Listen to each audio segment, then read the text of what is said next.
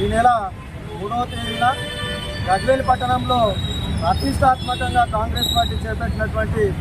Ration కార్డుల పంపిణీ కార్యక్రమం ఏదైతే ఉందో అక్కడికి సభాముఖంగా వచ్చినటువంటి అందరి వర్గాల ముంగట తూంకుంట నర్సారెడ్డి ఎవరైతే ఉన్నారో ఈ సిద్దిపేట జిల్లా కాంగ్రెస్ పార్టీ అధ్యక్షులు, దళిత సామాజిక వర్గానికి సంబంధించినటువంటి ఎస్సీసీఎల్ జిల్లా అధ్యక్షులు కొమ్ము విజయ్ గారి పైన అందరూ చూస్తుండగా, ఈ జిల్లా యంత్రాంగం చూస్తుండగా విజయ్ పైన ఈ తూంకుంట నర్సారెడ్డి దాడి చేయడం అనేది యావత్తు ప్రపంచం సిగ్గుపడాల్సినటువంటి అవసరం ఉంది. ఈ కాంగ్రెస్ పార్టీ ఏదైతే చెప్తా ఉందో రాహుల్ గాంధీ గారు ఈ రాజ్యాంగ పరిరక్షణ యాత్ర అని చెప్పేసి